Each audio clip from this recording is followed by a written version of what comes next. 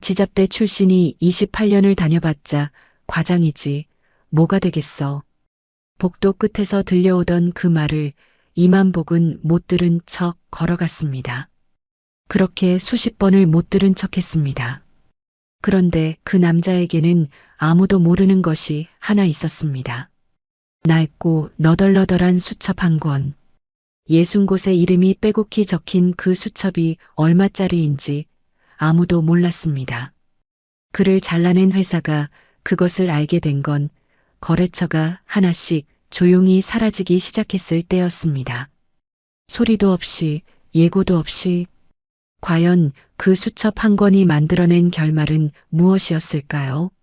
사연 시작 전에 구독과 좋아요를 눌러주시고 어디에서 듣고 계신지 댓글 남겨주시면 그곳으로 건강과 행복이 가득하길 기원하겠습니다. 2024년 11월에 한성상사 사무실은 아침부터 묘한 기운이 감돌았다. 영업3팀 과장 이만복은 오늘도 누구보다 먼저 출근했다. 28년째 변하지 않은 습관이었다. 새벽 6시 반이면 어김없이 집을 나서고 7시가 되기 전에 자리에 앉아 하루를 시작했다. 거래처 현황 파일을 열고 오늘 방문할 순서를 정리하고 팀원들이 하나둘 들어오면 조용히 고개를 끄덕이는 것. 28년 동안 단 하루도 어긴 적 없는 루틴이었다. 그런데 오늘은 달랐다. 자리에 앉자마자 느껴졌다. 사람들이 평소보다 낮은 목소리로 이야기를 나누고 있었다. 3, 4, 5 모여 수군거리다가도 이만복과 눈이 마주치면 슬쩍 고개를 돌렸다. 뭔가를 알고 있으면서 모르는 척하는 사람들의 얼굴이었다. 이만복은 애써 신경을 끄고 파일을 열었다. 오늘 방문할 거래처는 3곳이었다. 오전에 성원상회, 점심 이후에 대양물산, 오후 늦게 신흥상회. 28년간 직접 발로 뛰며 관계를 쌓아온 곳들이었다. 오전 10시였다. 사내 인트라넷 게시판에 공고 하나가 올라왔다. 한성상사 조직 효율화 및 인력 재편 계획 공고. 이만복은 천천히 읽어 내려갔다. 희망퇴직 신청 기간, 위로금 지급 기준, 대상자 선정 기준. 손가락이 스크롤을 내리다 마지막 줄에서 멈췄다. 근속 20년 이상, 직급 과장 이하 우선 검토. 28년. 과장. 두 단어가 가슴속으로 천천히 파고들었다. 화면을 보는 이만복의 눈이 잠시 흔들렸다. 사무실 안이 조용해졌다. 공고를 읽은 사람들이 하나둘 고개를 들어 이만복을 바라봤다. 그 시선들이 무엇을 의미하는지 이만복은 알고 있었다. 근속 28년. 직급과장. 한성상사에서 이 두 가지 조건을 동시에 충족하는 사람은 영업3팀에서 이만복 한 명뿐이었다. 이만복은 화면을 닫고 거래처 파일을 다시 열었다. 흔들리는 모습을 보여주고 싶지 않았다. 28년간 그래왔듯이 아무렇지 않은 척 오늘 해야 할 일을 하는 것뿐이었다. 그러나 손가락이 키보드 위에서 멈춰 있었다. 머릿속이 하얘졌다. 결국 점심도 거르고 자리를 지켰다. 팀원들이 3, 4, 5 점심을 먹으러 나가는 동안 이만복은 혼자 남아 식어가는 커피를 마셨다. 창밖으로 11월의 거리가 보였다. 바람에 낙엽이 날리고 있었다. 오후 2시였다. 영업본부장 박태준의 비서가 조용히 다가왔다. 이만복 과장님, 본부장님이 잠깐 뵙자고 하십니다. 면담실 문이 닫혔다. 박태준이 테이블 맞은편에 앉아 있었다. 55세. 이만복과 같은 해, 같은 날 입사한 동기였다. 사회생활의 첫날을 나란히 시작한 친구. 30에 가까운 세월을 함께 버텨온 사람이었다. 그런데 오늘따라 그 얼굴이 낯설었다. 시선을 마주치지 않으려는 것이 느껴졌다. 만복아. 박태준이 낮게 불렀다. 잠시 침묵이 흘렀다. 미안한데 위에서 정한 거야. 나도 어쩔 수 없어. 이만복은 아무 말도 하지 못했다. 할 말이 없어서가 아니었다. 말문이 막혔다. 30년 지기 친구의 입에서 나온 말이었다. 처음 입사하던 날 둘이 나란히 서서 우리 꼭 임원까지 가보자며 웃던 기억이 스쳤다. 어려울 때 서로 기댔던 기억이 스쳤다. 그 친구가 지금 자신의 해고를 통보하고 있었다. 이만복이 알지 못하는 사실이 있었다. 이번 구조조정 명단은 위에서 내려온 것이 아니었다. 박태준이 직접 작성해서 윗선에 올린 것이었다. 제일 윗줄에 쓰인 이름, 이만복. 잠시의 망설임도 없이 써내려간 이름이었다. 사실 박태준이 이만복에게 진 빚은 어제 오늘의 일이 아니었다. 5년 전 이만복이 2달을 밤새워 완성한 신규 영업 전략 보고서가 있었다. 박태준은 그 보고서를 슬쩍 가져다 자기 이름으로 임원진 앞에 발표했다. 그 공로로 본부장 자리에 올랐다. 이만복은 그때도 아무 말을 하지 않았다. 설마 그럴 리 없다고, 친구니까 분명 나눠줄 거라고 믿었다. 그러나 박태준은 끝내 아무 말도 하지 않았다. 그뿐만이 아니었다. 매년 고가평가 시즌이 되면 이만복의 성과 등급은 어김없이 쉬었다. 아무리 거래처를 늘려도, 아무리 실적을 쌓아도 결과는 같았다. 박태준이 직접 매기는 점수였다. 반면 박태준 곁에 찰싹 달라붙어 아부를 떨던 이준혁 대리는 해마다 어를 받았다. 거기다 사내에서 이만복은 발로만 뛰지 머리가 없다는 소문이 돌기 시작한 것도 박태준의 입에서 시작된 일이었다. 영업 3팀에서 이만복이 아무리 성과를 내도 인정받지 못한 데에는 그런 이유가 있었다. 그 모든 것을 이만복은 알고 있었을까? 어렴풋이 느꼈지만 확인하지 않으려 했다. 그게 진실이라면 너무 비참했기 때문이었다. 면담실을 나오는 이만복의 등 뒤로 박태준의 표정이 보였다. 미안함이 아니었다. 안도였다. 오래 짊어지고 있던 짐을 내려놓은 사람의 표정이었다. 자리로 돌아온 이만복은 말없이 서랍을 열었다. 28년간 쌓아온 것들이 손에 잡혔다. 거래처 명함들, 빽빽하게 메모가 적힌 수첩, 누렇게 바랜 메모지들, 자필로 정리한 거래처 현황표, 하나씩 박스에 담았다. 서두르지 않았다. 소리도 내지 않았다. 팀원들은 아무도 다가오지 않았다. 이준혁 대리는 이만복의 손길을 힐끗 바라보더니 이내 모니터 쪽으로 고개를 돌렸다. 입가에 아주 작은 미소가 스치는 것이 보였다. 28년을 함께 일한 공간에서 이만복은 그렇게 투명 인간이었다. 박스를 들고 일어서는 순간이었다. 엘리베이터 쪽으로 걸어가는데 뒤에서 발소리가 들렸다. 뒤를 돌아보니 입사 2년차 막내 박성민이 숨을 헐떡이며 서 있었다. 눈가가 빨개져 있었다. 과장님, 말을 잇지 못했다. 그냥 꾸벅 고개를 깊이 숙였다. 이만복은 조용히 고개를 끄덕이며 짧게 웃어 보였다. 그것으로 충분했다. 엘리베이터 문이 천천히 닫혔다. 건물 밖으로 나온 이만복은 발걸음을 멈추고 한성 상사 건물을 올려다봤다. 처음 출근하던 날 이 건물 앞에서 박태준과 나란히 서서 사진을 찍었던 기억이 떠올랐다. 둘 다 양복이 어색해서 어깨에 힘을 잔뜩 줬었다. 그게 28년 전이었다. 이만복은 천천히 고개를 내리고 걸음을 옮겼다. 지하철 안 퇴근하는 직장인들 사이에 섞여 앉은 이만복은 창밖을 바라봤다. 손 위에 박스 하나. 28년이 그 안에 담겨 있었다. 차창에 자신의 얼굴이 비쳤다. 55세, 지방사립대 출신, 만년과장. 분노도 눈물도 없었다. 그냥 멍했다. 아내에게 문자 한 통을 보냈다. 나 오늘 일찍 들어가.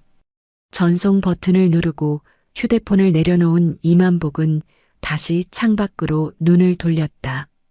지하철이 터널 속으로 들어가자 창문이 어두워졌다. 그 어둠 속에서 이만복은 한참을 가만히 앉아 있었다. 현관문이 열리자 오정숙이 주방에서 고개를 내밀었다. 남편의 손에 들린 박스를 보는 순간 모든 것을 알아차렸다. 28년을 함께 살아온 아내였다. 남편이 아침마다 넥타이를 고쳐 매며 나가던 그 회사에서 무슨 일이 있었는지 굳이 묻지 않아도 알 수 있었다. 오정숙은 아무 말도 하지 않았다. 괜찮냐고 묻지도 않았다. 그냥 조용히 안방 문을 열어 박스를 내려놓을 자리를 만들어줬다. 저녁상이 차려졌다. 평소보다 반찬이 한 가지 더 놓여 있었다. 이만복이 좋아하는 소고기 장조림이었다. 오정숙은 말없이 밥을 떠서 남편 앞에 놓았다. 이만복은 수저를 들었지만 좀처럼 넘어가지 않았다. 몇 번 씹다가 숟가락을 내려놓고 물만 한 모금 마셨다. 오정숙은 그런 남편을 재촉하지 않았다. 억지로 먹이려 하지도 않았다. 그냥 옆에 앉아 조용히 밥을 먹었다. 두 사람 사이에 말이 없었다. 그런데도 이상하게 그 침묵이 불편하지 않았다. 28년을 함께 살아오며 만들어진 침묵이었다. 많이 놀랐죠. 오정숙이 낮게 말했다. 질문이 아니었다. 그냥 하는 말이었다. 이만복은 대답하지 않았다. 고개를 끄덕이지도 않았다. 그냥 멍하니 상 위를 바라봤다. 오정숙은 더 이상 아무 말도 하지 않았다. 남편이 말하고 싶을 때 말할 것이라는 걸 알았다. 28년을 함께 살아오며 배운 것이었다. 이만복이 힘들 때 가장 필요한 것은 위로의 말이 아니라 그냥 옆에 있어주는 사람이라는 것을. 밥상을 물리고 이만복은 혼자 안방으로 들어갔다. 방 한쪽에 놓인 박스를 한참 바라보다가 천천히 뚜껑을 열었다. 명함들, 메모지들, 자필거래처 현황표, 그 아래 깔린 낡은 수첩 하나가 손에 잡혔다. 28년 된 수첩이었다. 표지가 닳아 색이 바랬고 모서리는 너덜너덜했다. 입사 첫 해부터 들고 다니던 수첩이었다. 처음엔 거래처 담당자 연락처를 적는 것으로 시작했다. 나중엔 그 옆에 메모가 붙기 시작했다. 담당자의 생일, 자녀 이름, 좋아하는 음식, 최근 회사 사정, 작은 것 하나하나를 직접 발로 뛰며 채워 넣은 기록들이었다. 회사에서는 그런 이만복을 보고 효율이 없다고 했다. 그냥 전화 몇 번으로 처리할 것을 왜 굳이 찾아다니냐고 했다. 박태준도 한때 그런 말을 했다. 만복아, 너는 너무 발품을 많이 팔아. 그게 다 시간 낭비야. 하지만 이만복은 그 방식을 끝내 바꾸지 않았다. 사람과 사람 사이의 신뢰는 전화 몇 통으로 만들어지는 게 아니라는 걸 알았기 때문이었다. 이만복은 수첩을 천천히 넘겼다. 성원상의 오달수 사장. 처음 만났을 때 문전박대를 당했다. 3번을 찾아가고 나서야 커피 한 잔을 얻어 마셨다. 그렇게 시작한 거래가 벌써 20년이 넘었다. 오 사장은 매년 연말이면 이만복에게 직접 전화를 했다. 올해도 수고 많았다고, 내년에도 잘 부탁한다고. 그 전화를 받을 때마다 이만복은 이 일을 계속할 수 있겠다는 힘을 얻었다. 올해는 그 전화를 받을 수 있을지 알 수 없었다. 신흥상의 최병철 사장, 박태준이 가능성 없다며 손을 내저었던 곳이었다. 이만복은 혼자 찾아갔다. 작은 창고 같은 사무실에서 최 사장과 마주 앉아 2시간을 이야기했다. 사업 얘기보다 살아온 얘기를 더 많이 했다. 그 자리에서 첫 계약이 성사됐다. 최 사장은 지금도 이만복을 볼 때마다 그때 얘기를 했다. 그때 이만복 과장이 아니었으면 우리 회사 없었어요. 그 말을 들을 때마다 이만복은 괜히 눈시울이 뜨거워졌다. 한 장 한 장 넘길수록 얼굴들이 떠올랐다. 함께 밥을 먹던 기억, 어려울 때 서로 도왔던 기억, 술 한잔 기울이며 나눴던 이야기들. 이 거래처들은 한성 상사를 믿고 거래한 것이 아니었다. 이만복 개인을 믿고 거래해온 사람들이었다. 회사 이름이 아니라 이만복이라는 사람을 보고 계약서에 도장을 찍어온 사람들이었다. 그 사실이 지금 이 순간 이만복의 가슴속에서 천천히 무언가를 일깨우고 있었다. 수첩을 덮은 이만복은 한참을 생각했다. 이 나이에 새로 시작한다는 게 가능한 일인가?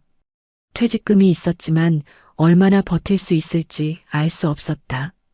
이력서를 써서 어딘가 들어가는 것도 생각해봤다. 하지만 지방사립대 출신의 만년과장 출신의 55세를 선뜻 받아줄 곳이 얼마나 될지 생각하면 할수록 막막했다. 그렇다고 이대로 주저앉을 수는 없었다. 아직 아내가 있었고 갚아야 할 대출이 남아 있었고 무엇보다 이만복 자신이 아직 끝났다고 생각하지 않았다. 그렇게 사흘이 지났다. 집안에만 있는 것이 답답해 오전에 동네를 한 바퀴 돌고 돌아온 날이었다. 소파에 앉아 멍하니 창밖을 보고 있는데 휴대폰이 울렸다. 저장되지 않은 번호였다. 이만복은 잠시 화면을 바라보다 전화를 받았다. 이만복 과장님, 저 김상철입니다. 목소리를 듣는 순간 얼굴이 떠올랐다. 김상철. 3년 전까지 거래처 담당자로 일하다가 대한상사로 이직한 인물이었다. 이만복과는 10년 넘게 거래를 이어온 사이였다. 일 잘하고 꼼꼼하고 의리 있는 사람이라는 인상이 남아 있었다. 상철 씨, 오랜만이네요. 네, 과장님. 소식 들었습니다. 많이 힘드시죠? 이만복은 짧게 웃었다. 뭐, 그렇죠. 다름이 아니라요. 저희 최재영 사장님이 과장님을 한번 뵙고 싶다고 하십니다. 괜찮으시면 자리를 한번 만들어 드리고 싶은데요. 대한상사, 한성상사와 같은 업종, 비슷한 규모의 경쟁사였다. 28년을 맞붙어온 회사였다. 이만복은 잠시 말이 없었다. 무슨 자리인지 여쭤봐도 될까요? 네, 과장님. 사실 스카웃 제의를 드리고 싶어서요. 사장님이 과장님 업계 평판은 오래전부터 알고 계셨거든요. 꼭 한번 직접 뵙고 말씀드리고 싶다고 하시더라고요. 일단 만나보시는 것만이라도 어떻겠습니까? 이만복은 전화기를 든 채 한동안 말이 없었다. 스카웃. 28년 동안 단 한 번도 들어본 적 없는 말이었다.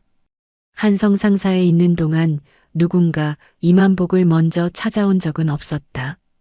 회사에서는 무능하다고 했고 고가는 매년 바닥이었고 승진은 번번이 물 건너갔다. 그런데 지금 경쟁사에서 먼저 손을 내밀고 있었다. 경쟁사로 간다는 게 28년 몸담은 회사에 대한 배신일까? 잠깐 그런 생각이 들었다.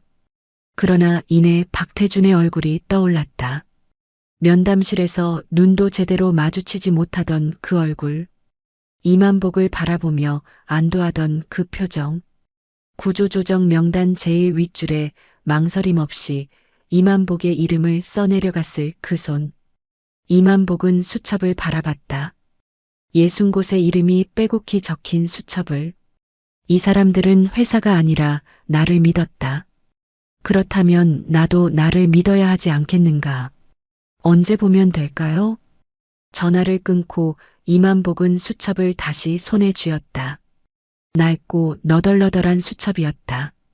28년이 담긴 수첩이었다. 이만복은 그것을 조용히 가슴 쪽으로 당겨쥐었다. 약속 장소는 대한상사 본사 1층 로비였다. 이만복은 약속 시간보다 10분 일찍 도착했다. 28년째 변하지 않은 습관이었다. 로비 안을 둘러봤다. 한성 상사와 비슷한 규모의 건물이었다. 1층 로비에 회사 로고가 크게 붙어 있었고 직원들이 분주하게 오가고 있었다. 이만복은 소파에 앉아 조용히 기다렸다. 잠시 후 엘리베이터에서 김상철이 내려왔다. 3년 만에 보는 얼굴이었다. 예전보다 조금 여위었지만 반가운 얼굴이었다. 김상철은 이만복을 보자마자 빠른 걸음으로 다가왔다. 과장님, 오래 기다리셨습니까? 아니요, 방금 왔습니다. 김상철이 꾸벅 인사를 했다. 오시느라 수고하셨습니다. 사장님이 기다리고 계십니다. 올라가시죠. 엘리베이터를 타고 5층으로 올라갔다. 복도를 걸으며 김상철이 조용히 말했다. 사장님이 과장님 얘기를 오래전부터 하셨습니다. 업계에서 이만복 과장이라는 이름은 모르는 사람이 없다고요. 이만복은 아무 말도 하지 않았다.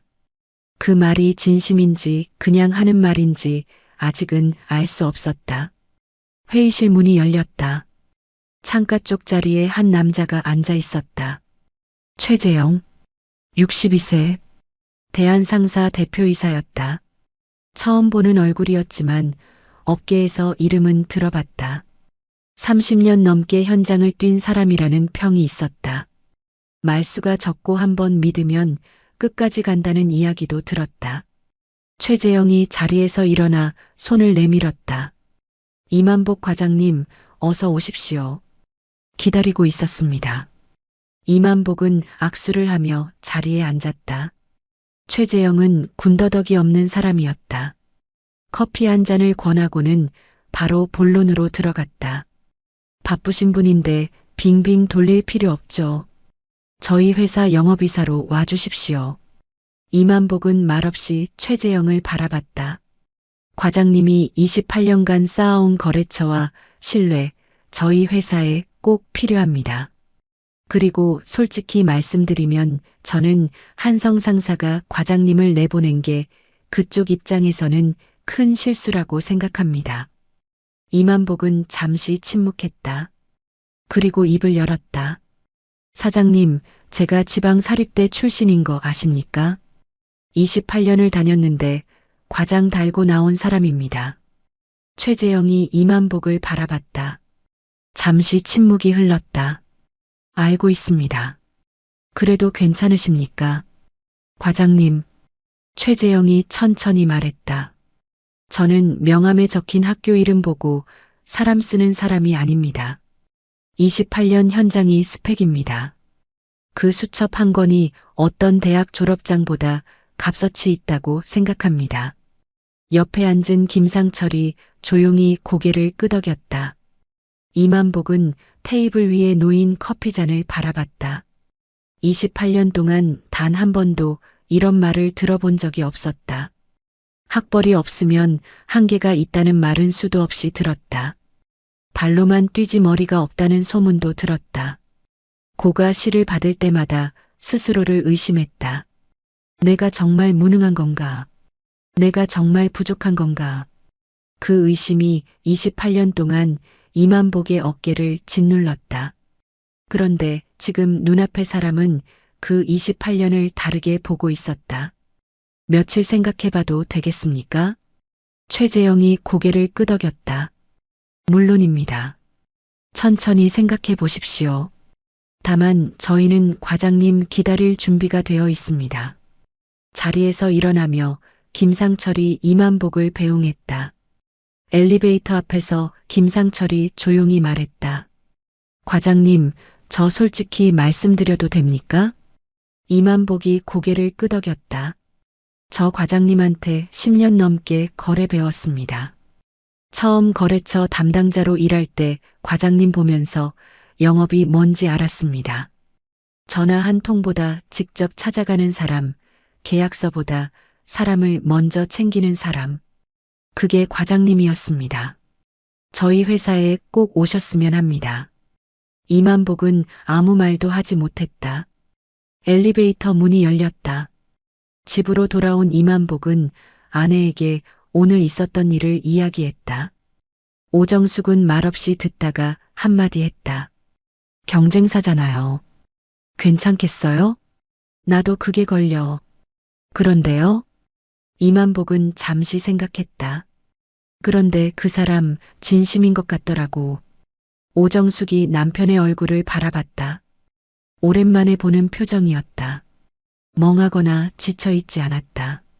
무언가를 생각하고 있는 사람의 눈빛이었다. 그날 밤 이만복은 오래된 수첩을 다시 펼쳤다.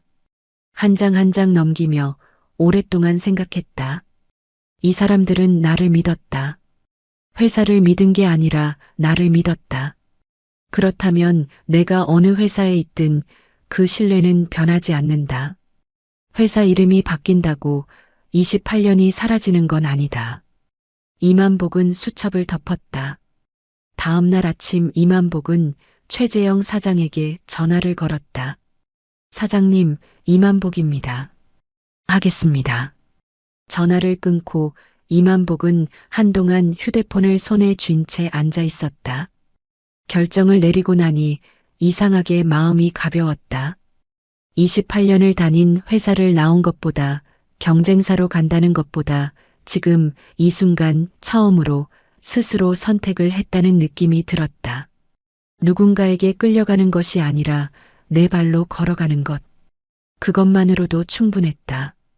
출근 날짜는 일주일 뒤로 잡혔다. 그 일주일이 이만복에게는 28년 만에 처음 갖는 온전한 휴식이었다. 딱히 한 것은 없었다. 아내와 동네를 산책하고 오랜만에 집 근처 목욕탕을 다녀오고 저녁에는 소파에 앉아 텔레비전을 봤다. 소소한 날들이었다. 그런데 이상하게 그 소소함이 편안했다. 그렇게 일주일이 흘렀다. 드디어 출근 첫날이었다. 이른 아침 아내 오정숙이 넥타이를 골라들었다. 이거 어때요? 오늘 같은 날엔 이게 맞는 것 같아서. 감색 넥타이였다. 이만복이 가장 좋아하는 색이었다. 오정숙이 남편의 넥타이를 직접 매주며 뒤로 물러서서 바라봤다. 잘 어울리네요. 대한상사 영업팀 사무실에 들어서자 직원들이 일제히 고개를 들었다. 김상철이 앞으로 나와 자연스럽게 소개를 시작했다. 우리 팀 새로 오신 이만복 이사님이십니다. 업계 경력 28년이시고 앞으로 잘 부탁드립니다. 이만복 이사님. 그 호칭이 귓가에 낯설게 울렸다. 28년 동안 한 번도 들어본 적 없는 호칭이었다. 이만복은 직원들을 향해 조용히 고개를 숙였다. 잘 부탁드립니다. 모르는 게 많으니 많이 가르쳐 주십시오. 자리에 앉은 이만복은 서랍을 열고 오래된 수첩을 꺼내 책상 위에 올려놓았다. 28년 된 수첩이었다. 이제 이 수첩이 새로운 출발점이 될 것이었다. 잠시 후 최재영 사장이 회의실로 불렀다. 짧은 자리였다. 최재영은 명함 한 통을 건넸다. 이만복 영업이사, 대한상사. 이만복은 명함 한 통을 두 손으로 받아들었다.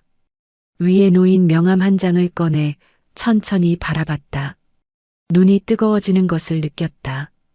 참으려 했지만 쉽지 않았다. 28년이라는 시간이 그 작은 명함 한 장에 담긴 것 같았다. 지방사립대 출신, 만년과장, 무능하다는 소문이 따라다니던 남자의 이름 석자, 옆에 이사라는 두 글자가 적혀 있었다. 최재영이 조용히 말했다. 잘 부탁드립니다, 이사님. 이만복은 명함을 조심스럽게 통 안에 다시 넣었다. 그리고 자리에서 일어나며 깊이 고개를 숙였다. 감사합니다, 사장님. 후회하지 않으시게 하겠습니다. 대한상사에서의 첫 아침이 밝았다. 이만복은 오늘도 누구보다 일찍 출근했다. 28년째 변하지 않은 습관이었다.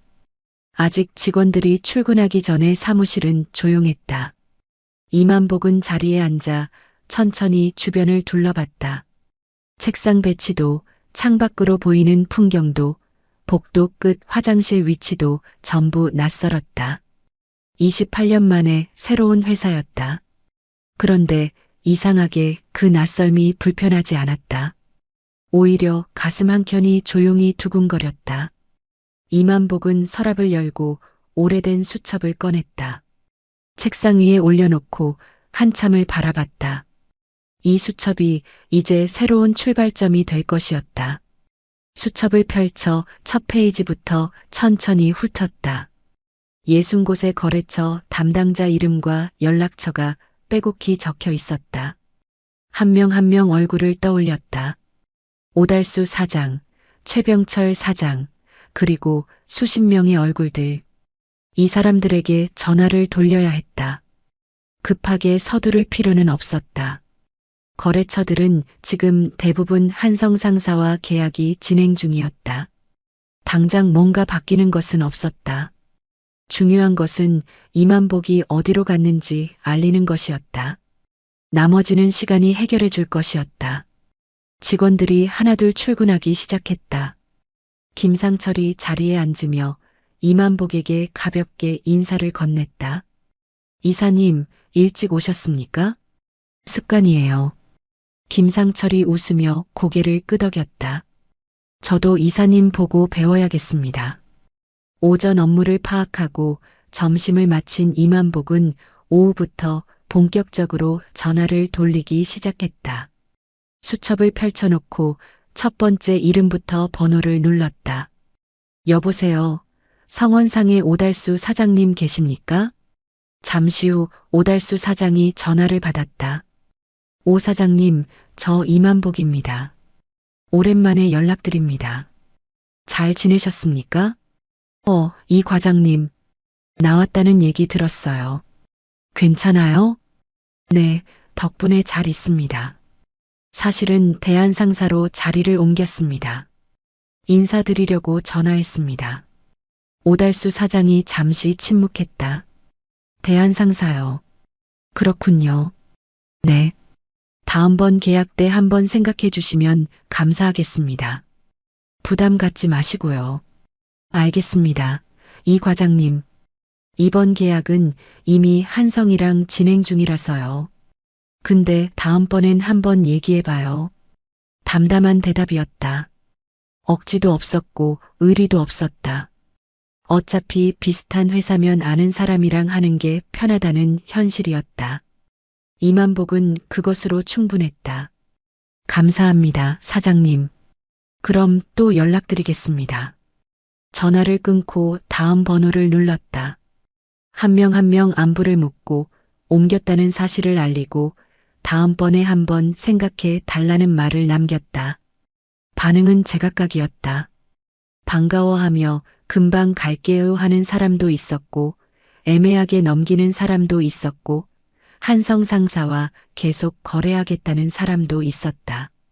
이만복은 일희일비하지 않았다. 어떤 반응이 오든 담담하게 인사를 하고 전화를 끊었다. 씨앗을 뿌리는 것이 먼저였다. 싹이 트는 것은 시간의 문제였다. 오후 내내 전화를 돌렸다.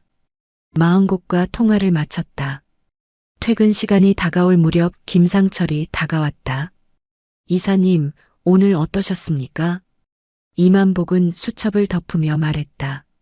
아직 좀 낯설긴 한데 나쁘지 않네요. 김상철이 웃으며 말했다. 금방 익숙해지실 겁니다. 이사님. 그래요. 급할 거 없죠 뭐. 계약도 적응도 원래 기다리는 거니까요. 김상철이 고개를 끄덕였다. 맞습니다, 이사님. 다음 날 아침이었다. 이만복은 출근하자마자 수첩 맨 뒤에 따로 적어둔 메모를 꺼냈다. 한성 상사 시절 눈여겨봤지만 한 번도 거래를 못했던 업체들의 목록이었다. 박태준이 가능성 없다며 손을 내저었던 곳들이었다. 이만복은 그중 첫 번째 업체 주소를 수첩에서 확인했다. 외근 가방을 들고 지하 주차장으로 내려갔다. 대한상사에서 배정받은 업무용 승용차였다. 이만복은 차에 올라 내비게이션에 주소를 입력하고 출발했다. 서울 외곽의 공단 지역이었다. 도로를 달리는 동안 이만복은 창밖으로 스쳐 지나가는 건물들을 바라봤다. 한성 상사 다닐 때는 영업용 차량을 쓰려면 팀장 결제를 받아야 했다. 그것도 팀장 기분에 따라 반려되는 일이 적지 않았다.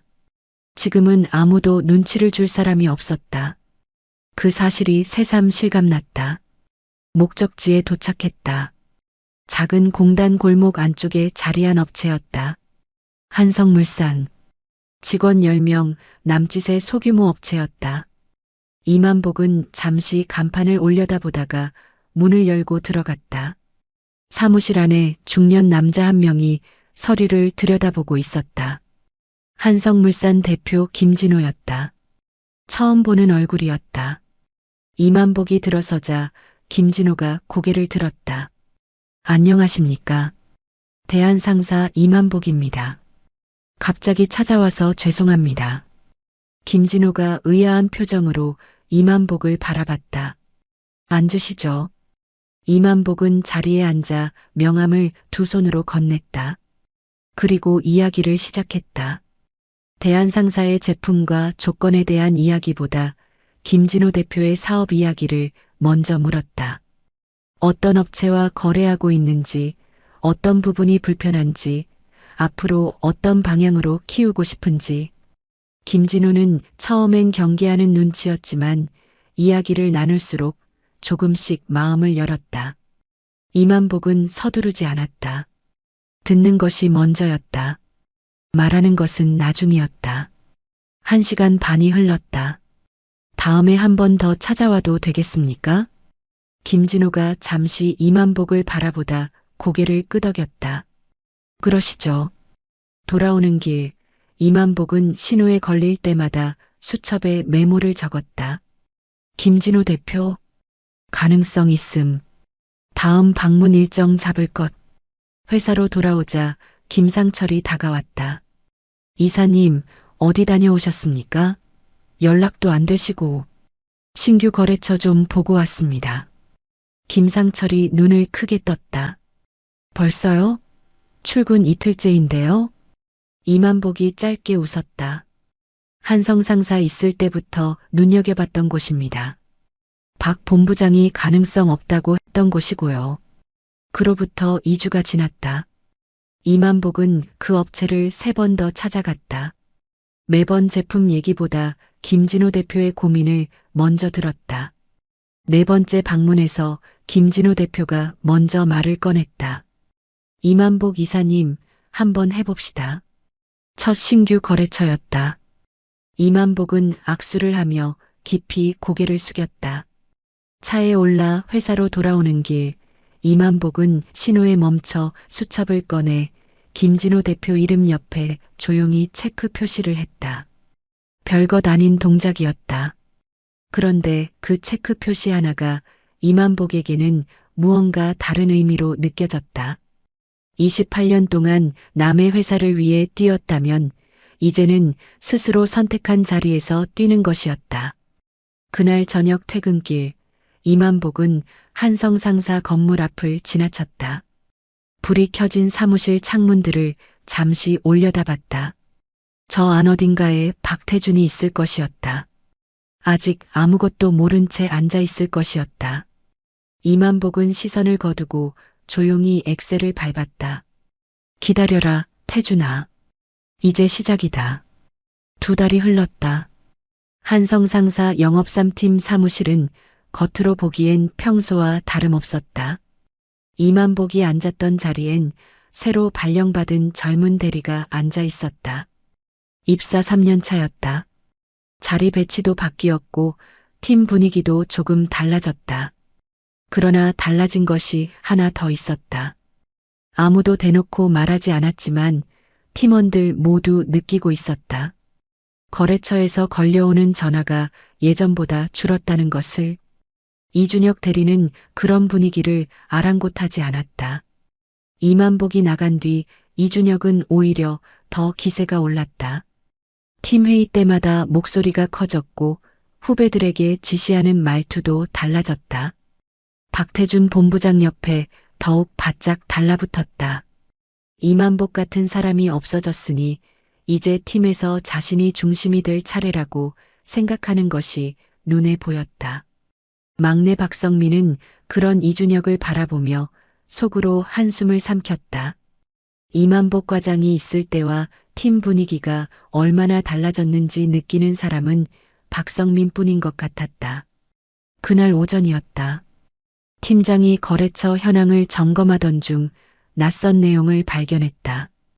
오랜 거래처 중 한 곳에서 계약 갱신 의사가 없다는 연락이 온 것이었다. 팀장은 거래처에 직접 전화를 걸었다. 안녕하십니까? 한성 상사 영업3팀입니다. 이번 계약 갱신 관련해서 연락드렸는데요. 아, 네. 저희가 이번엔 다른 쪽으로 진행하기로 했습니다. 혹시 이유를 여쭤봐도 될까요? 그냥 여러 가지 사정이 있어서요. 전화가 끊겼다. 팀장은 잠시 화면을 바라보다가 박태준에게 보고했다. 본부장님, 성원상회에서 계약 갱신을 안 하겠다고 합니다. 박태준이 고개를 들었다. 왜? 잘 모르겠습니다. 그냥 사정이 있다고만 하더라고요. 요즘 경기가 안 좋아서 그런가. 다른 데도 알아봐. 박태준은 대수롭지 않게 넘겼다. 거래처 하나가 빠지는 일은 영업을 하다 보면 있을 수 있는 일이었다. 특별히 신경 쓸 이유가 없었다. 이준혁 대리도 옆에서 거들었다. 요즘 중소기업들이 비용 절감한다고 거래처 바꾸는 경우가 많더라고요. 본부장님. 크게 신경 안 쓰셔도 될 것 같습니다. 박태준이 고개를 끄덕였다. 그렇겠지. 한편 대한상사 사무실에는 조용한 활기가 돌고 있었다.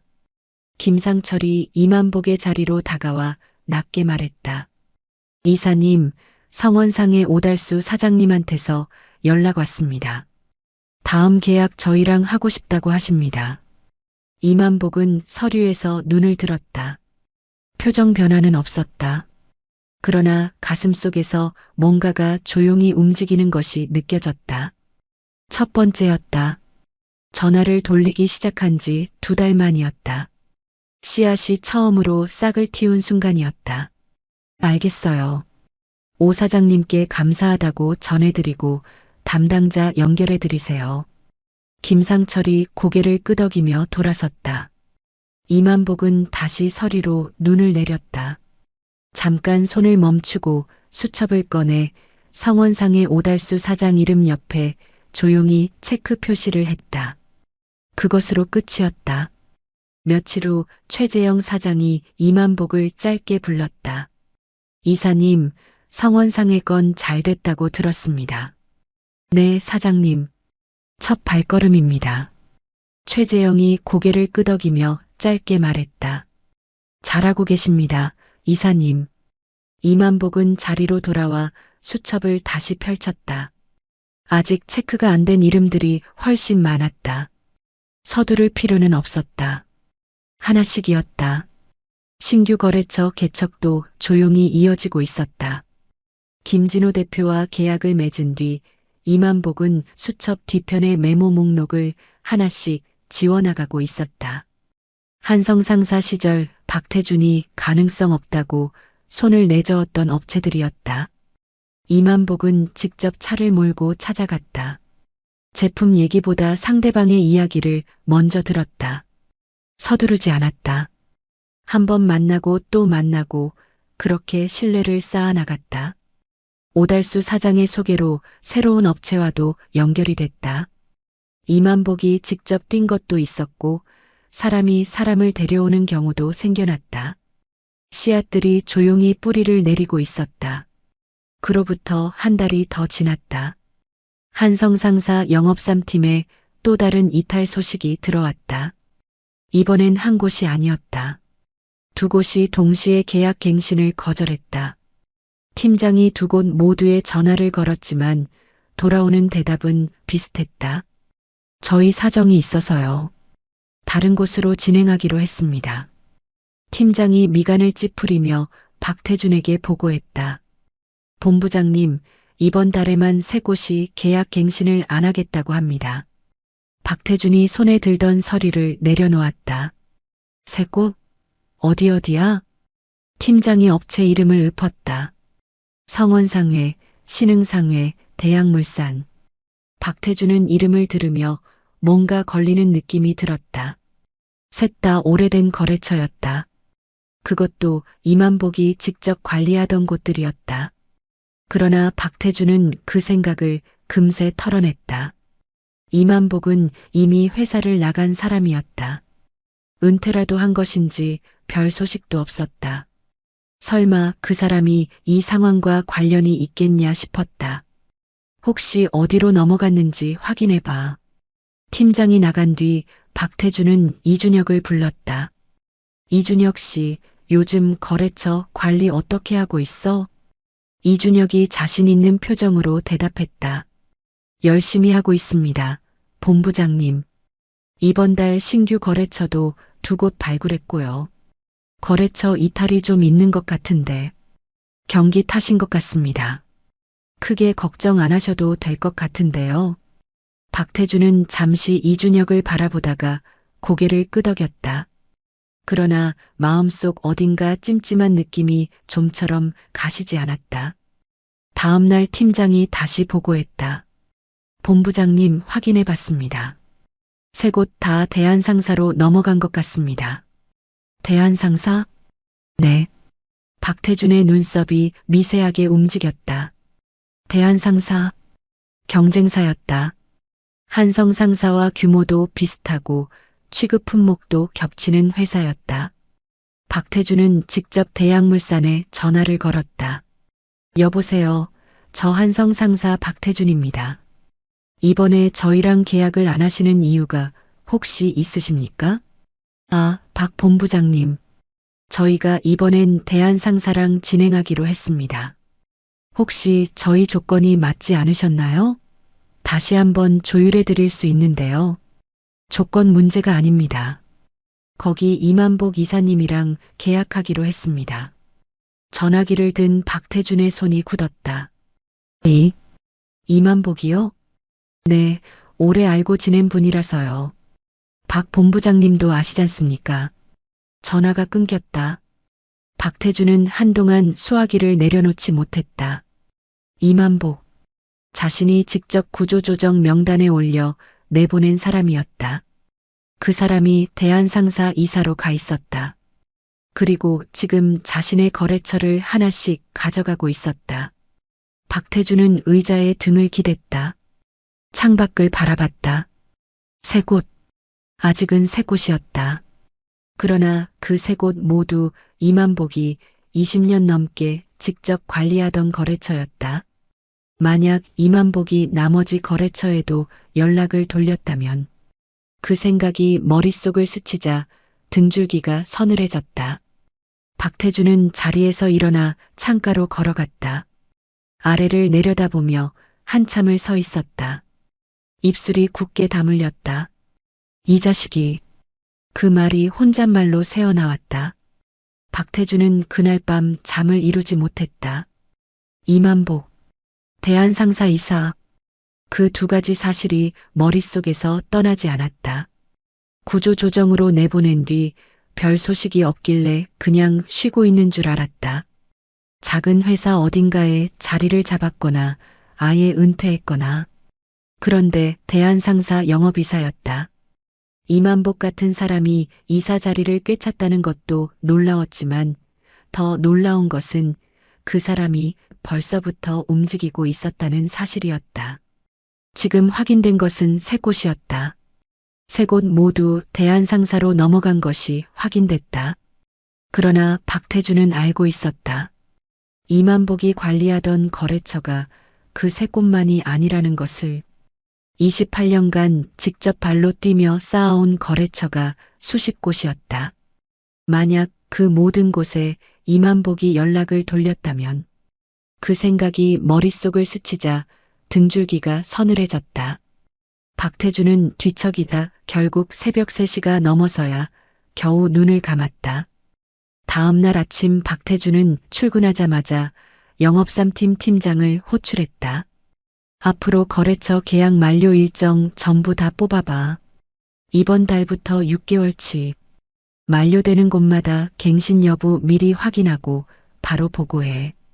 팀장이 고개를 끄덕이며 나갔다. 박태주는 혼자 면담실에 앉아 창밖을 바라봤다. 지금 당장 할 수 있는 것은 선제적으로 거래처들에게 연락을 취하는 것이었다. 먼저 움직여야 했다. 박태주는 직접 전화기를 들었다. 주요 거래처 담당자들에게 하나씩 전화를 돌리기 시작했다. 사장님, 저 한성 상사 박태준입니다. 잘 지내셨습니까? 다름이 아니라 이번 계약 조건 관련해서 특별히 신경 써드리려고 전화드렸습니다. 이번에 저희가 특별 조건으로 진행해 드릴 수 있습니다. 반응은 대부분 애매했다. 아, 네. 알겠습니다. 한번 생각해 볼게요. 저희는 아직 결정 못했습니다. 어떤 거래처는 더 직접적이었다. 박 본부장님, 솔직히 말씀드리면요. 저희가 이만복 이사님이랑 이미 얘기가 됐습니다. 죄송합니다. 전화를 끊고 박태주는 한동안 말이 없었다. 조건 문제가 아니었다. 가격을 낮춰도 서비스를 더 얹어줘도 소용없었다. 거래처들이 원하는 것은 이만복이라는 사람이었다. 28년간 직접 찾아오고 생일을 챙기고 어려울 때 함께 해준 그 사람. 박태주는 그것을 알면서도 이만복을 내보냈다. 어차피 거래처는 회사를 보고 거래하는 거라고 생각했다. 이만복이 나가도 거래처들은 그대로 남아있을 거라고 봤다. 사람 하나가 빠진다고 회사 영업이 흔들리겠냐고. 그게 오산이었다. 박태주는 자리에서 일어나 커피를 한 잔 뽑아들고 다시 앉았다. 그리고 이번엔 이만복이 담당하던 거래처 목록을 하나씩 훑으며 직접 전화를 돌리기 시작했다. 아직 계약 만료가 되지 않은 곳들이었다. 미리 관계를 다져두면 이탈을 막을 수 있을 거라는 생각이었다. 그러나 반응은 예상과 달랐다. 오래 알고 지낸 거래처 담당자들인데도 목소리가 묘하게 달랐다. 반갑게 대화를 나누다가도 계약 얘기가 나오면 어딘가 말을 아꼈다. 확답을 피했다. 박태주는 전화를 끊을 때마다 찜찜한 기분이 쌓였다. 이 사람들도 이미 이만복에게 연락을 받은 것이 분명했다. 아직 계약 만료가 되지 않았을 뿐 마음은 이미 결정된 것이나 다름없었다. 그로부터 2주가 흘렀다. 팀장이 거래처 계약 만료 일정을 관리하기 시작하면서 이상한 패턴이 눈에 띄기 시작했다. 계약 만료가 된 거래처에 갱신 연락을 취하면 돌아오는 대답이 하나같이 비슷했다. 이번엔 다른 쪽으로 진행하기로 했습니다. 저희 사정이 있어서요. 죄송합니다. 팀장이 미간을 찌푸리며 확인해 보면 어김없이 대한상사로 넘어간 상태였다. 하나씩 소리 없이 빠져나가고 있었다. 요란한 소리도 없었고 항의도 없었다. 그냥 계약이 끝나는 순간 조용히 돌아서는 것이었다. 그것이 오히려 더 무서웠다. 팀장이 보고했다. 본부장님, 이번 달에만 4곳이 추가로 대한상사로 넘어갔습니다. 지난번 3곳까지 합치면 총 7곳입니다. 박태준의 눈썹이 굳었다. 7곳. 네. 전부 이만복 과장님이 담당하시던 거래처들입니다. 박태준은 한동안 아무 말도 하지 않았다. 7곳. 연간 거래액으로만 따져도 30억이 넘는 금액이었다. 이 속도라면 한 달 뒤에는 얼마가 될지 알 수 없었다. 이만복의 거래처가 60곳이었다. 지금까지 빠진 것이 7곳이라면 아직 50곳 이상이 남아 있었다. 그 거래처들의 계약 만료 시점이 하나씩 돌아올 때마다 이 숫자는 계속 늘어날 것이었다. 이준혁이 면담실 문을 두드렸다. 본부장님, 이번 달 신규 거래처 발굴 현황 보고 드리러 왔습니다. 몇 곳이야? 2곳입니다. 본부장님. 열심히 뛰고 있습니다. 박태주는 대꾸하지 않았다. 신규 2곳. 나가는 것이 7곳인데 들어오는 것이 2곳이었다. 이준혁을 내보내고 박태주는 혼자 숫자를 들여다봤다. 이준혁은 아직도 상황 파악을 못하고 있었다. 아부만 잘하면 다 된다고 생각하는 사람이었다. 이만복이 없어진 뒤 팀에서 자신이 중심이 될 거라고 우쭐해하던 그 사람이 지금 이 상황에서 신규 두 곳을 가져왔다며 뿌듯해하고 있었다. 박태주는 쓴웃음이 나왔다. 이준혁 같은 사람 10명을 데려다 놔도 이만복 1명을 못 당했다. 그렇게 한 달이 더 지났다. 팀장의 보고는 갈수록 무거워졌다. 7곳이 10곳이 됐고 10곳이 15곳이 됐다. 거래처들은 아무 소리 없이 계약 만료와 동시에 조용히 빠져나갔다. 대한상사로, 이만복에게로, 연간 거래액으로 환산하면 70억이 넘는 금액이 날아간 것이었다. 이 숫자가 위에 올라가는 것은 시간 문제였다. 그리고 그 순간 자신이 어떤 질문을 받게 될지 박태주는 이미 알고 있었다. 그날 밤 박태주는 혼자 술을 마셨다. 30년 전 이만복과 처음 입사하던 날이 떠올랐다. 둘이 나란히 서서 임원까지 가보자고 했던 기억. 이만복의 전략 보고서를 가져다 자기 이름으로 발표하던 날. 구조조정 명단에 이만복의 이름을 쓰던 날. 그 순간들이 하나씩 스쳐 지나갔다. 그리고 그 모든 순간마다 이만복은 아무 말도 하지 않았다. 따지지도 않았고 화내지도 않았다. 그냥 묵묵히 받아들이고 다시 자리로 돌아갔다. 박태주는 그것을 이만복이 참는 것이라고 생각했다. 아니면 그냥 순한 사람이라고 생각했다. 그런데 아니었다. 이만복은 그냥 때를 기다리고 있었던 것이었다. 내가 너무했나? 혼잣말이 새어나왔다. 그러나 그 말은 오래가지 않았다. 자존심이 후회보다 빨랐다. 술잔을 내려놓은 박태주는 창밖을 바라봤다. 이만복의 얼굴이 떠올랐다. 면담실에서 아무 말 없이 자리에서 일어나던 그 뒷모습이. 한편 그 시각 대한상사에서 이만복은 오늘도 제 시간에 퇴근해 아내와 저녁을 먹고 있었다. 오정숙이 국을 떠주며 말했다. 요즘 얼굴이 많이 좋아 보여요. 이만복이 수저를 들며 말했다. 그래. 응. 한성 상사 다닐 때랑 달라. 그때는 항상 어딘가 무거워 보였는데. 이만복은 잠시 생각하다 짧게 웃었다. 28년 만에 제대로 일하는 것 같아서 그런가 봐. 오정숙이 아무 말 없이 고개를 끄덕였다. 그것으로 충분한 대화였다. 두 사람은 말없이 밥을 먹었다. 바깥에서는 찬바람이 불고 있었지만 작은 식탁 위는 따뜻했다. 한성상사 월간 임원회의가 열리는 날이었다. 박태주는 아침부터 속이 좋지 않았다. 지난 며칠간 보고서를 몇 번이나 다시 들여다봤지만 숫자는 달라지지 않았다. 영업 3팀 거래처 이탈 현황. 누계 35곳. 연간 거래액 기준 손실액 175억. 그 숫자를 임원들 앞에서 설명해야 했다. 박태주는 넥타이를 고쳐 매며 거울을 봤다. 얼굴이 헬쑥해 보였다. 잠을 제대로 못 잔 날들이 쌓여 있었다. 그는 심호흡을 한번 하고 회의실로 향했다. 임원회의실은 이미 사람들로 가득했다. 대표이사 강민호를 비롯해 각 본부장들이 자리를 잡고 있었다. 박태주는 조용히 자리에 앉았다. 회의가 시작됐다. 각 부서별 월간 실적 보고가 이어졌다.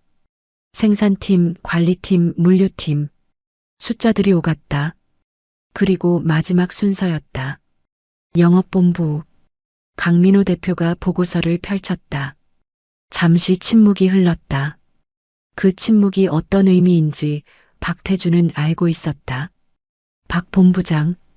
강민호가 낮게 불렀다. 네, 대표님. 영업 3팀 거래처 이탈 현황 설명해 보세요. 박태준이 자리에서 일어섰다. 회의실 안의 시선이 일제히 그에게 쏠렸다. 네. 지난 몇 달간 영업 3팀 담당 거래처 중 일부가 경쟁사로 이동한 것으로 파악되고 있습니다. 현재까지 누계 35곳이며 이에 따른 연간 거래액 기준 손실액은 약 175억으로 추산됩니다. 회의실 안이 싸늘해졌다. 강민호가 보고서에서 눈을 들었다. 35곳이요. 175억. 네. 일부라고 하셨는데 35곳이 일부입니까? 박태주는 말문이 막혔다. 옆에 앉은 임원들이 서로 눈짓을 주고받는 것이 보였다. 강민호가 계속했다. 어디로 넘어갔습니까? 대한상사입니다. 대한상사? 왜 하필 대한상사입니까? 박태준이 잠시 망설이다 입을 열었다. 해당 거래처들이 대한상사 이만복 이사와 오랜 친분이 있어서 그쪽으로 이동한 것으로 파악됩니다. 그 순간 회의실 분위기가 달라졌다. 강민호가 천천히 고개를 들었다. 이만복 이사요. 혹시 우리 회사에 있던 이만복 과장 말씀하시는 겁니까? 네, 대표님. 우리가 내보낸 그 사람? 네. 강민호가 잠시 말이 없었다. 그리고 조용히 물었다. 그 사람을 내보낸 게 누구입니까? 회의실 안이 완전히 조용해졌다. 박태주는 대답하지 못했다. 대답할 필요도 없었다. 이미 모두가 알고 있었다. 이번 구조조정 명단을 직접 작성해서 올린 것이 박태준이라는 것을. 임원 한 명이 조심스럽게 입을 열었다. 본부장님, 그러면 구조조정 대상자 선정 기준에 문제가 있었던 것 아닙니까? 175억짜리 영업맨을 내보낸 셈 아닙니까? 그 말이 회의실 안에 떨어지자 분위기가 더욱 무거워졌다. 박태주는 아무 말도 할 수 없었다. 반박할 말이 없었다. 실제로 그런 것이었으니까. 강민호가 보고서를 덮으며 말했다. 수습 방안 일주일 안에 가져오세요. 그리고 박 본부장. 네. 이 숫자가 더 늘어나기 전에 뭔가 해야 할 것 같습니다. 회의가 끝났다. 사람들이 자리에서 일어났다. 아무도 박태준에게 말을 걸지 않았다. 이준혁이 멀리서 박태준의 눈치를 살피다가 슬쩍 고개를 돌렸다. 박태준은 혼자 회의실에 남아보고서를 들여다봤다. 175억. 그 숫자가 눈에서 떠나지 않았다. 사무실로 돌아온 박태준은 팀장을 다시 불렀다. 남은 거래처들 전부 직접 방문할 거야. 일정 잡아봐. 팀장이 나간 뒤 박태준은 직접 차를 몰고 주요 거래처를 찾아다니기 시작했다. 명함을 들고 찾아갔다. 사과도 했고 더 좋은 조건을 제시하기도 했다. 그러나 돌아오는 반응은 하나같이 싸늘했다. 성원상의 오달수 사장은 박태준을 보자마자 단호했다. 박 본부장님, 저 솔직히 말씀드릴게요. 저 이만복 이사님이랑 20년 넘게 일했습니다. 그분이 저희 회사 어려울 때 어떻게 해줬는지 저는 잊지 않습니다. 조건 문제가 아니에요. 박태준이 말을 이으려 했다. 그래도 저희가 더 좋은 조건으로. 본부장님, 오달수 사장이 부드럽지만 단호하게 말을 잘랐다.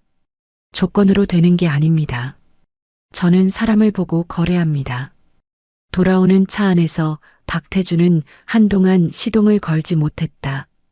다음 거래처를 가도 결과는 비슷했다. 어떤 곳은 아예 만남을 거절했다. 어떤 곳은 만나주긴 했지만 이미 대한상사와 계약이 완료된 상태였다. 이만복의 벽이 얼마나 높은지 직접 몸으로 느끼는 날들이었다. 일주일이 지났다. 박태준은 수습 방안 보고서를 들고 강민호 대표를 찾아갔다. 그러나 보고서를 펼치는 순간 강민호의 표정이 굳었다. 박 본부장, 이게 수습 방안입니까? 신규 거래처 개척으로 손실분을 메운다는 건데 지금 이 속도로 신규를 얼마나 뚫을 수 있다고 생각하십니까? 박태준은 대답하지 못했다. 강민호가 보고서를 내려놓으며 말했다. 한 달 더 지켜보겠습니다. 그때까지 실질적인 방안을 가져오세요. 사무실로 돌아온 박태준은 자리에 앉아 한참을 멍하니 있었다. 이준혁이 조심스럽게 다가왔다. 본부장님 괜찮으십니까? 박태준은 대답하지 않았다. 이준혁의 얼굴을 바라봤다. 이 사람 때문에 이만복에게 매년 시를 줬다. 이 사람 덕분에 아부가 통하는 회사를 만들었다. 그리고 그 결과가 지금 이것이었다. 나가봐. 이준혁이 머뭇거리다 돌아섰다. 혼자 남은 박태준은 창밖을 바라봤다. 저 어딘가에 대한상사 건물이 있었다. 그리고 그 안에 이만복이 있었다. 오늘도 조용히 수첩을 펼치고 앉아 있을 것이었다. 서두르지도 않고 화내지도 않고 그냥 묵묵히 자기 일을 하고 있을 것이었다. 박태준은 오랫동안 그 방향을 바라봤다. 자존심과 현실 사이에서 긴 시간을 보냈다. 그리고 천천히 외투를 집어들었다. 내가 가야겠다. 박태준이 대한상사 로비에 들어선 것은 오후 3시가 조금 넘은 시각이었다.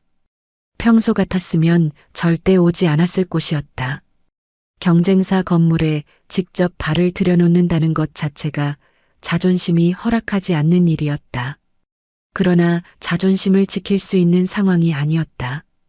임원회의에서 받은 질타, 거래처를 찾아다니며 들은 싸늘한 말들, 강민호 대표의 냉랭한 눈빛. 그 모든 것이 박태준을 이 자리까지 데려왔다. 로비 안내 직원에게 다가갔다. 이만복 이사님 좀 뵐 수 있을까요? 저 한성 상사 박태준이라고 합니다. 직원이 전화를 걸었다. 잠시 기다리는 동안 박태준은 로비 소파에 앉았다. 대한상사 로비는 한성 상사와 비슷한 규모였다. 직원들이 분주하게 오가고 있었다. 평범한 회사 로비였다. 그런데 지금 이 순간 박태준에게는 그 공간이 왜 이렇게 낯설고 어색하게 느껴지는지 알 수 없었다. 소파에 앉아 있는 것만으로도 어깨가 무거웠다. 여기가 어디인가? 자신이 내보낸 사람이 일하는 곳이었다. 5분쯤 지났을까? 엘리베이터 문이 열리며 이만복이 나왔다. 감색 넥타이에 단정한 정장 차림이었다. 같은 회사에서 수십 년을 봐온 얼굴이었다. 그런데 뭔가 달랐다. 어깨가 펴져 있었다. 표정이 달랐다. 한성 상사에 있을 때의 이만복은 항상 어딘가 조심스러워 보였다. 늘 눈치를 살피는 것 같았다. 고가 결과가 나올 때마다, 승진 발표가 날 때마다 조용히 고개를 숙이던 사람이었다. 그런데 지금 눈앞에 이만복은 그런 모습이 없었다. 그냥 자기 집에서 걸어 나오는 사람처럼 편안했다. 박태준은 그 모습을 보는 순간 가슴 한켠이 묘하게 불편해지는 것을 느꼈다. 두 사람의 시선이 마주쳤다. 말이 없는 긴 정적이 흘렀다. 로비 안 직원들이 오가는 소리가 멀게 느껴졌다. 박태준은 자리에서 일어나며 입을 열었다. 만복아, 우리 한번 얘기 좀 하자. 이만복은 천천히 고개를 끄덕였다. 어서 오세요, 박 본부장님. 올라가시죠. 엘리베이터 안에서 두 사람은 아무 말도 하지 않았다. 층수를 가리키는 숫자가 바뀌는 소리만 들렸다. 5층에서 문이 열렸다.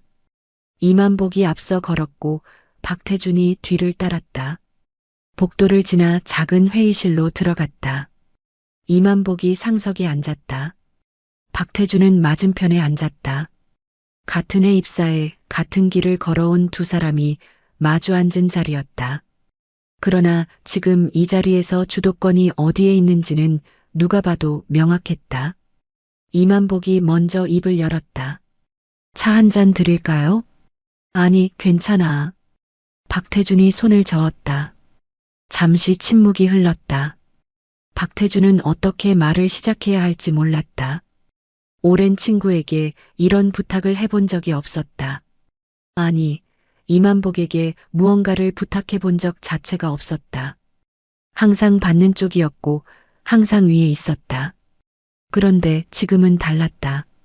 박태준이 천천히 입을 열었다.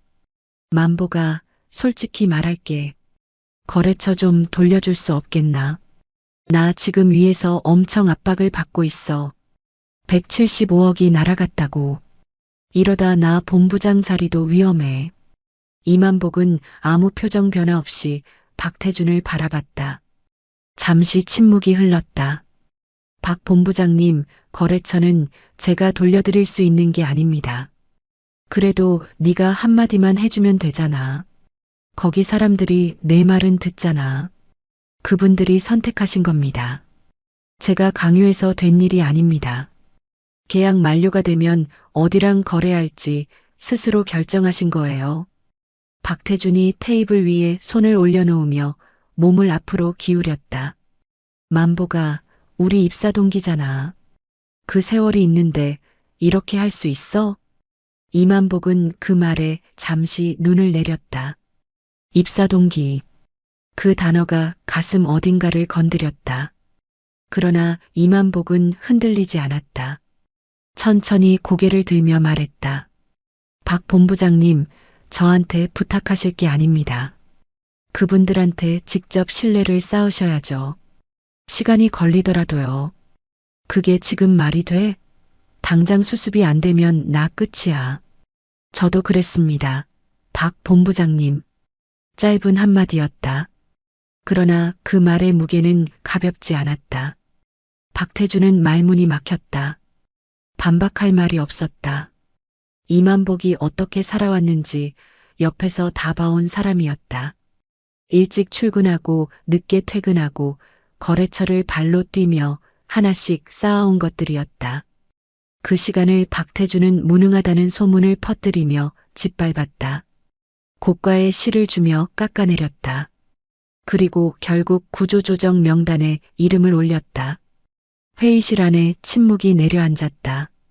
창밖으로 바람 소리가 들렸다.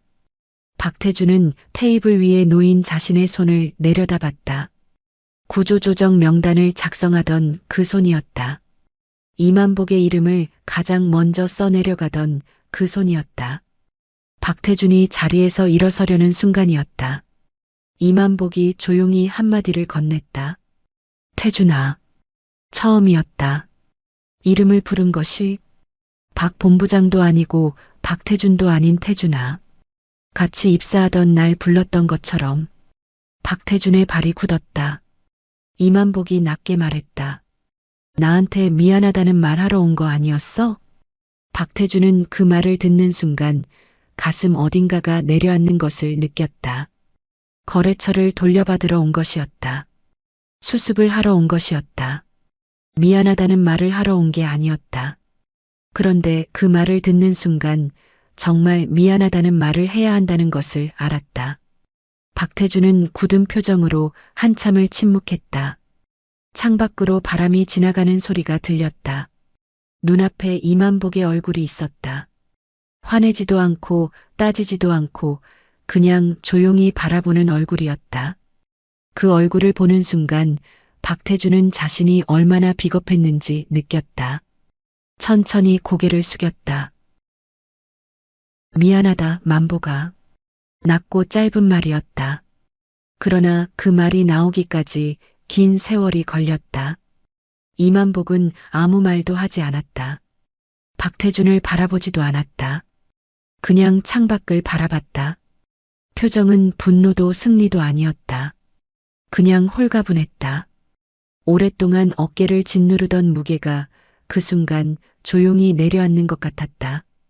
박태준이 천천히 자리에서 일어났다. 더 할 말이 없었다. 회의실 문을 열고 나가는 박태준의 뒷모습을 이만복은 바라봤다. 복도를 걸어 엘리베이터 문이 닫히는 소리가 들렸다.